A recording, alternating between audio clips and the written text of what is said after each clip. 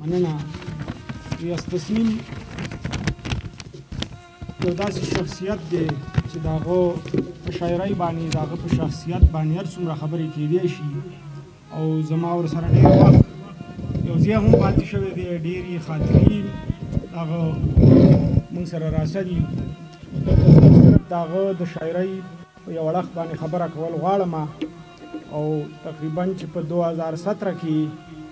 هغه دلته راغلی و. د هغه په درناوي کې موږ یو پروګرام دغه کړی و، نو په هغې کې ما د خپل تاثرات د هغه په موجودګۍ کې وړاندې کړي وو. نو همغه تاثرات تاسو سره شریکوم. ریاض تسنیم د جدید غزل یو معتبر نوم. شعر کار د هر فاسق او فاجر نه دی، نه د هر یو وکسترګي او کنګال. شعر کار یا د مالک یا د سالک دی، د عاشق دی، د دردمن دی، د ابدال. د خوشحال خان خټک د دغه کوټلې رای سره څوک د اختلاف جرأت کولی شي. هغه چې څه ویلي دي نو هسې نه دي ویلي، بلکې د خپل علم او د ډېرې تجربې په بنیاد یې دغه خبره کړې ده. د خوشحال خټک غټ کمال دا دی چې هغه منافقت نه دی کړی او هر څه چې ویلي دي نو خو په جار او په ډېر جرأت او په پوره اعتماد سره یې ویلي دي. او په دومره جرأت او اعتماد سره هغه سړی خبره کولی شي چې په قول د سلیم احمد چې پوره سړی وي او د شعر په اهمیت او قدر و قیمت پوهیږي. د خوشحال خټک د دغه شعرونو نه دا خبره ډیره په ښه توګه سپینیږي او واضحه کیږي چې په صحیح معنو کې شعر لیکل د هر سړي د وس خبره نه ده او نه قافیې او ردیفونه را جوړول شاعري ده. اوس که یو سړی د خوشحال خټک دغه شعرونه په نظر کې ونیسي او د پښتو شاعرۍ په نوم دغه په دلو دلو کتابونه وګوري نو خپله به په دې پوه شي چې په دغه کتابونو کې د مقدار په لحاظ ښه ډېره شاعري ده، خو د معیار په لحاظ د نش برابر ده. او دغه صورتحال ځکه دی چې په قول د ریاض تسنیم چې پند د نابیناو جوهریانو رحم و کرم ته پاتې دي او هر مهرې د سندونو القاباتو پټکي تړي او لالو ګوهر باندې د ایرو پټکي ولاړ دي. پرها د ګیر چاپیره فاسقان او فاجران دي. پرها د چا په لاس راغلي هنرونه. پرها د خوشحال او د تسنیم کیسه یوه ده. په ژوند لکه تیشۍ مو چلولي قلمونه، یاران په قافیو او ردیفونو پسې ورکو، تسنیمه چاته یادو د غزل نزاکتونه. شاعري صرف د قافیو او ردیفونو را جوړولو نوم نه دی، بلکې د بنا او سترګو عذاب دی. او دغه د بنا او سترګو عذاب نه چې څوک هره ورځ او هره لمحه راتېرېږي نو هغه بیا د شعر لیکلو حق لري او خپل شعر په خلکو منلی هم شي. ریاض تسنیم د همدغه نومونو نه یو نوم دی چې د پښتو د شعر حق په پوره ایماندارۍ ادا کړی او د پښتو غزل له یو نوی رنګ او آهنګ ورکړی دی، یوه نوې پیرایه یې ورکړې ده او خوږه پسته او سوچه لهجه یې هم وربخلې ده. د سوز او درد سره یې هم اشنا کړی دی او په معنوي او مقصدي لحاظ یې هم ښایسته کړی دی. نوي نوي تجربې یې پکې هم کړي دي او د فني نزاکتونو خیال یې هم ساتلی دی او د خپل عصر تمام زخمونه، تمام دردونه، تمام واقعي، تمام حوالې، تمام تصویرونه او تمام منظرونه یې د غزل برخه ګرځولي دي او هم د حسن تمام رنګونه، تمام دایرې، تمام زاویې، تمام اداګانې او تمام نزاکتونه د غزل په لمن کې رانغاړلي دي او د پښتو غزل د سیالو سیال کړی دی. تسنیمه هره شیرینۍ په لهجه کې نغاړم، ډکې منګولې د رحمان له غزلزاره وزم. د ریاض تسنیم په خپل قلم او شعر پوره اعتماد دی او لکه د خوشحال خان خټک پوره سړی دی او هغه ته دغه احساس هم شته دی، ځکه خو په ډېر جرأت او په پوره اعتماد سره وایي چې یاران د خپل سخنه وشرمېدل چې مې هر توره انتخاب راوړه، یا دا چې ما خو غزل له د راتلونکي سبا رنګ ورکړې، زه هغه نه وم چې مې تېره زمانه لیکله. ریاض تسنیم خپل یو ځانګړی اسلوب لري او د هر چا نه بیل یو جدا زاویه نظر هم. د هغه تشبیهات، استعارې، علامتونه او ترکیبونه هم د نورو شاعرانو نه جدا دي او د هغه لفظونه او شعري جوړښت هم خپل یو بیل رنګ او فن لري او د هغه عشقي واردات هم د نورو نه ماخوذ نه دي. او همدغه وجه ده چې نن هغه د پښتو جدید غزل یو لویه حواله او یو معتبر نوم دی او د یو صاحبي طرز او منفرد شاعر په حیث پوره قد او قامت سره زمونږ په وړاندې ولاړ دی او ښه په خلاص مټ دا دعوه کوي چې فریضه ده ځان مې ښکل کو آینه کې، دا کوم رنګ مې کشید کړی له ګلابه، او دا رنګ داوا هغه څوک کولی شي چې د هغه په خپل فن او قلم اعتماد وي او په دې هم خبر وي چې شعر د هر فاسق او فاجر او د هر وکسترګي او کنګال کار نه دی او لدینه هم خبر وي چې د بنا او سترګو عذاب دی په توکل د شاعري نه. او دا خبره هم هغه شاعر کولی شي چې هغه مضبوط تخلیقي قوت او فني صداقت لري چې فن د نابینا او جوهریانو رحم و کرم ته پاتې دی. واه څومره ښکلی انکشاف دی او څومره د درد نه ډک طنز دی او څومره ریښتونې تبصره ده. نو په داسې حال کې چې فن په رښتیا د نابینا او جوهریانو رحم و کرم ته پاتې دی، د قلم او لفظ د حرمت او د فن د حقیقي عظمت طرفدار که څوک پاتې کیدی شي نو هغه به د ریاض تسنیم غوندې د سپېڅلو جذبو شاعر وي او هره ورځ او هره لمحه به د بنا او سترګو د عذاب نه راتېرېږي او خوشبويي به یې د لهجې حالونه وایي. خوشبويي مې د لهجې حالونه وایي چې د ګلو خاخ مې زړه پورې نیولې. ریاض تسنیم که یو طرف ته د جدت طرفدار دی نو بل طرف ته یې د کلاسیک سره هم مضبوطه ذهني رشته ساتلې ده او د کلاسیک د شاعرانو روایت د نوي سره راژوندي کړي او د تجربې په توګه یې د سوال و جواب او محاطبي او نوی رنګ او آهنګ د پریزاده، فرهاده، پیره، مرشده، درویشه خدامسته، ملنګه، لونګینه، سانګي، سبارو او شابانو په شکل کې ورکړي او د تغزل تمام رنګونه او د لهجې تمام خواږی وربهلي وي او غزل د ژوند د حقیقتونو سره آشنا کړي او د لفظ او فن تقدس هم په ځای ساتلی وي. دا به مني چې دروغ هم څه په کمال وایو، چاکري هم کړو او شعرونه د خوشحال وایو. لارې ګواه ترنتمبور نه تر لاهوره پورې خپلې سندرې د زنځیر په سور او تال وایو. خوشبويي ده له رګونو نه چوړېږي، وینه ځای په ځای پرته ده په دې خاوره. یا له خاښونو راځوړندې زړې پاڼې رپي، یا له خاښونو راځوړندې زړې پاڼې رپي، یا د خپل سوچ په سلیبونو اویزان دي خلک.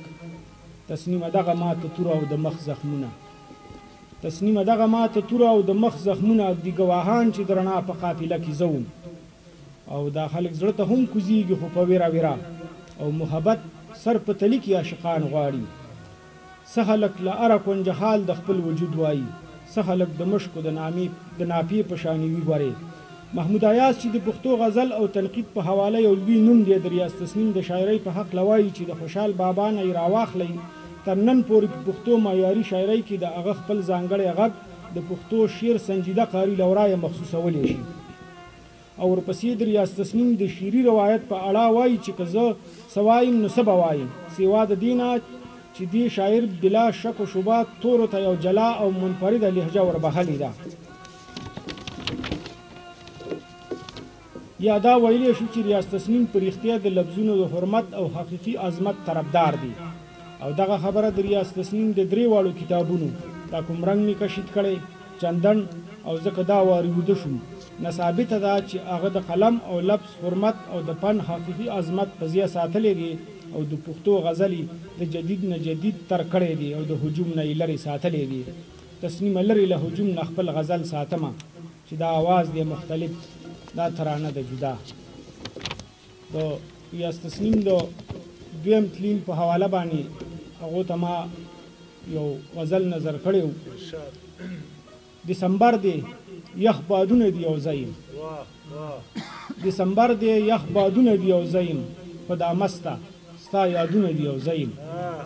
ستا د هجر سفر کله تمامیږي، ستا د هجر سفر کله تمامیږي، دشت دی ریګ دی سرابونه دی او زیم. او ستا خوشبوی د هرې لارې نه راخیږي، ستا خوشبوی د هرې لارې نه راخیږي، د دې ښار څلور ګوټونه دی او زیم. ستا خوشبو د هرې لارې نه راخیږي، د دې ښار څلور ګوټونه دی او زیم. او زړه کې وایم دا دی اوس به آواز راکي، زړه کې وایم دا دی اوس به آواز راکي، ستا خاموشه تصویرونه دی او زیم. او ستا په شان اواره اواره ګرځم، ستا په شان اواره اواره ګرځم، توره شپه تور سړکونه دی او زیم. ته خو لاړې ټول عمري په خوب وده شوې، ته خو لاړې ټول عمري په خوب وده شوې، د غزل مشقتونه دی او زیم. او خوشبويي مې د لهجې حالونه وایي، خوشبويي مې د لهجې حالونه وایي، د تسنیم برکتونه دی او زیم. ډېره مننه. عزتمندو د ما نه وړاندې وصال مومن صاحب ډېرې ښایسته خبرې د ریاض تسنیم په هکله وکړلې او دغه مقاله به وخت مختصر دی او کوتاه دی. دغه مقاله چې هغه کومه وړاندې کړله مختصر او جامع مقالې وړاندې کړله، دغه به کافي. خو موږ سره چې کومو درنو میلمنو صادق صاحب او شهزاد صاحب او ګوهر صاحب او همدرد صاحب کوم په دې د مومندو په خاوره باندې په دې محفل کې ګډون کړی، د زړه له کومې نه هغوی ته ستړي مشي او هرکلی ویم. او د ریاض تسنیم په هکله به دغه خبره وکړمه چې ګلبشر شیراز صاحب او دغه رنګې نور ملګري دلته چې کوم دا تقریبي را جوړ کړی دی، یقیني د قوم هغه خلک چې هغوی په قوم کې یو نوم پیدا کړی، د پښتونخوا په خاوره باندې یو نوم پیدا کړي او د علاقې سره تعلق یې د هغه علاقې د خلکو لپاره پکار دي چې د هغوی دا تلین او دا دغه ونمانځي او دنیا ته وښیي چې دا زموږ اتلان دي، زموږ به هغه نامور شخصیات دي زموږ. نو د ریاض تسنیم صاحب کلی مخامخ دغه ښکار دغه غرونه دي، ځناور چې نه دغه د هغوی کلی دی او دوی ورسره ډېر نږدې پراته دي. نو هغه حق دوی ادا کړه د ریاض تسنیم چې د هغوی په یاد کې دغه محفل جوړ کړ. ریاض تسنیم په هکله به زه دومره ووایم چې تر د کوټې پورې چې څومره پښتانه دي په هغوی کې د دوی نوم ځلیږي او خپل نوم یې پیدا کړی دی. نو دا نوم پیدا کول او د بل د خولې نه خپل تعریف ایستل داسې اسان کار نه دی. دا کمال غواړي، دا کمال په هغه کې پروت و چې جنوبي پښتونخوا، بره پښتونخوا، لره پښتونخوا ریاض تسنیم مني او بهترین شاعر دی. ریاض تسنیم زما په کتاب باندې ما که ګنډلې شونډې پرانیستلې دغه کتاب باندې لیکل کړي دي او زه د خپل ځان دپاره فخر او اعزاز ګڼم چې تسنیم صاحب په خپلو لاسو په دغه کتاب باندې ما لیکل کړي دي او زما د کومې غزلې هغوی اورېدلې وې د هغې تعریف کړی دی. الله دې ګور روښانه کړي. زه د هغه په هکله به یو قطعه ویم او د هغې نه وړاندې یو څو شعر او کلام دی. کلام څه داسې دی چې صادق صاحب هغه وی خپله ساه لږه راوسپړه سړیه، خپله ساه لږه راوسپړه سړیه، دا هوا لږه راوسپړه سړیه او د خندا نه خنداګانو نه د ډکه، د خندا نه خنداګانو نه د ډکه، ته جړه لږه راوسپړه سړیه، د خندا نه خنداګانو نه د ډکه، ته جړه لږه راوسپړه سړیه او دا پوستکی دی نور مغزی زوال دی، دا پوستکی دی نور مغزی زوال دی، ارتقا لږه راوسپړه سړیه او څه بلا زی بلا به تا لستا سوري کې درکړي، زی بلا به تا لستا سوري کې درکړي، ته رڼا لږه راوسپړه سړیه او زی بلا به تا لستا سوري کې درکړي، ته رڼا لږه راوسپړه سړیه او مقتدي او مقتدا به ته معلوم شي، مقتدي او مقتدا به ته معلوم شي، اقتدا لږه راوسپړه سړیه، مقتدي او مقتدا به ته معلوم شي، اقتدا لږه راوسپړه سړیه. او شعر دی چې بهانه به د چا اوس ته پکې، بهانه به د چا اوس ته پکې ښکاري، بهانه به د چا اوس ته پکې ښکاري، د چا بیا لږه راوسپړه سړیه. او کلام دی چې دا دوی چې وایي راته دا درکې د شر سړی دی، دا دوی چې وایي راته دا درکې د شر سړی دی، موږ ورته وایو نه نه دا راکې د سر سړی دی، دا دوی چې وایي راته دا درکې د شر سړی دی، موږ ورته وایو نه نه دا راکې د سر سړی دی. او د ده فطرت کې، د ده فطرت کې ده چې وایستایي ځان درکوي، د ده فطرت کې ده چې وایستایي ځان درکوي، تا دوکه کړی دی په دې چې وایي نر سړی دی، د ده فطرت کې ده چې وایستایي ځان درکوي، تا دوکه کړی دی په دې چې وایي نر سړی دی. او اختیار د خاورې ورله ورکړی دی نه خرڅوي، اختیار د خاورې ورله ورکړی دی نه خرڅوي، کومه خبره کې چې ودرېږي سم غر سړی دی. اختیار مننه، اختیار د خاورې ورله ورکړی دی نه خرڅوي، کومه خبره کې چې ودرېږي سم غر سړی دی. او بې مسافتي چې منزل ته خاطر، په مسافت چې منزل ته خاطر نه درنیږي، په مسافت چې منزل ته خاطر نه درنیږي بیا د قدم نه دی بیا دغه د وزر سړی دی او یو ته چې ټیټ شي کوم هغه نورو ته نه ټیټېږي یو ته چې ټیټ شي کوم هغه نورو ته نه ټیټېږي چې د جومات سړی دی چې د جومات دی نو بیا کله د مندر سړی دی یو ته چې ټیټ شي یو ته چې ټیټ شي کوم هغه نورو ته نه ټیټېږي چې د جومات دی نو بیا کله د مندر سړی دی او په کاریزو نظر ساتي داسې په سرو ګلونو په کاریزو نظر ساتي داسې په سرو ګلونو ځان له د لو نه دی په دې سیمه د کر سړی دی په کاریزو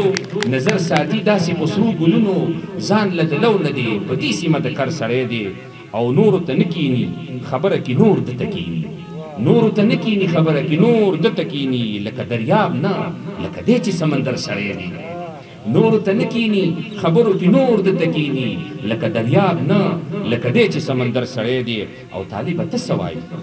ړوند دی یا کوم دی دغه طالب ته سوای ړوند دی یا کوم دی دغه موقع ته پروت دی نور د ارز نه خبر سړی او د ریاض تصنیف په حق لا یو کتاب ما وخت می ډیر واغسته وی کنرمی بخلی داسي کای نرمی بخلی داسي شدت بخلی کای نرمی بخلی داسې شدت بخلی د ادب ناوې ته په مرګ خپل عدت بخلی کای نرمی بخلی داسې شدت بخلی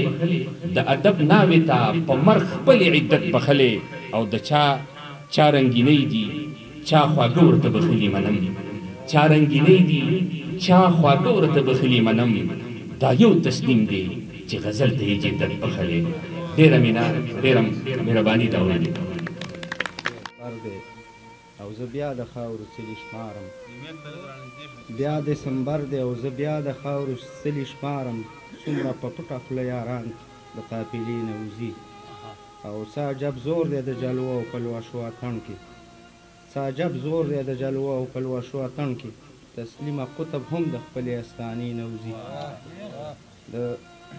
تسنیم صاحب د تلین په مناسبت سره چې کوم پروګرام را جوړ شوی ګلبشر شیراز له دا د شاباسي ورکوم او راغلو میلمنو ته د مومن ادبي ټولنې له اړخه خیر رالی ویم غزل دی او د غزل څه شعرونه دي هغې کې د ریاض تسنیم صاحب ته د عقیدت پرځونې دي او غزل ګوټی دی او 15 شعره دي د صدر صاحب په اجازت باندې مطلب ده چې د بې ارزۍ په انتها ولاړ دی د بې ارزۍ په انتها ولاړ دی چې د خوبونو په امسا ولاړ دی د بې ارزۍ په انتها ولاړ دی چې د خوبونو په امسا ولاړ دی او څوک نازولی لکن عانه راځي څوک نازولی لکن عانه راځي مصر ټول په تماشا ولاړ دی څوک نازولی لکن عانه راځي مصر ټول په تماشا ولاړ دی او دا د خپل دور شاهزاده یادیږي دا د خپل دور شاهزاده یادیږي دا چې جامه کې د ګدا ولاړ دی دا د خپل دور شاهزاده یادیږي دا چې جامه کې د ګدا ولاړ دی او د قاب د غره کیسې نیمګړې پاتې د قاب د غره کیسې نیمګړې پاتې د خاورو څلی په لالا ولاړ دی د قاب د غره کیسې نیمګړې پاتې د خاورو څلی په لالا ولاړ دی او مقطع ده چې علي خو سوری په شا هم نه لري علي خو سوری په شا هم نه لري د ژوند په دشته کې تنها ولاړ دی ډېره مننه رب اشرح لي صدري ويسر لي امري واحلل عقدة من لساني يفقهوا قولي صدق الله العظيم د ریاض تسنیم صاحب باره کې چې دا کوم خوندور پروګرام را جوړ شوی دی په دې باندې مونږه منتظمینو ته شاباسي او خراج تحسین پیش کوو یقینا رسال مومن صاحب چې کومه خپله مقاله پیش کړه نو دغه خو یو نچوڼ دی او کوزه کې سمندر بند کړی ریاض تسنیم صاحب باندې مونږ دا فخر هم کوو چې دا زمونږ د چارسدې د ده پیدایش د هغه دی او د شعرونو ځانګړتیا یې دا ده چې لکه زمونږ سره د افغانستان هم څه شاعران ملګري دي نو بعضې اوقات چې زمونږ سره په کوم فیسبوک باندې او واتساپ باندې د هغوی نو د ریاض تسنیم صاحب تذکره پکې کېږي لکه څنګه چې د ملګرو فرمایل نو ریاض تسنیم صاحب خپل ځان په شاعرانو منلی دی هغه په جوهریانو کې داسې جوهري و چې لکه هغه جوهریان هم د هغه مهارت او د هغه ځانګړتیا مني په هغې باندې چې کوم نظم زمونږ ښاغلي حسین احمد صاحب لیکلی دی هغه به تاسو ته پیش کوي زه خو د نظم ماته نه ویلی شوي خو خپل داسې یو څو شعرونه به زه ووایم چې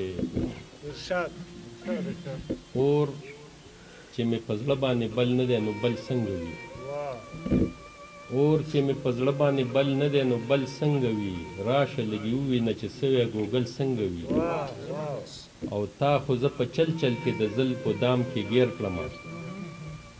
تا خو زه په چل چل کې د زلفو دام کې ګیر کړم او ته چې وایي نه راځي چل ماله نو چل څنګه وي مننه جي تا خو زه په چل چل کې د زلفو دام کې ګیر کړم ته چې وایي نه راځي چل ماله نو چل څنګه وي او لږ دې د اوربل په کږلیچونو کې ورکېږم لږ دې د اوربل په کږلیچونو کې ورکېږم او ګورم چې د ژوند په کږو لارو مزل څنګه وي لږ دې د اوربل په کږلیچونو کې ورکېږم ګورم چې د ژوند په کږو لارو مزل څنګه وي او تاسو د ژوندون منډه کې څومره رستو پاتې یې تاسو د ژوندون منډه کې څومره رستو پاتې یې یا پښتنو تاسو چې شل نه یې نو شل څنګه وي مننه جي تاسو د ژوندون منډه کې څومره رستو پاتې یې یا پښتنو تاسو چې شل نه یې نو شل څنګه وي او ما چې د جونګړې او محل قصه کوله نو ما چې د جونګړې او محل قصه کوله نو دوی مې راته ووی بابا جانه محل څنګه وي او تا د خپل همدرد نه په رڼا ورځ زړګی وړی دی تا د خپل همدرد نه په رڼا ورځ زړګی وړی دی ښکلي یې چې ته وایې غل نه یم نو غل څنګه وي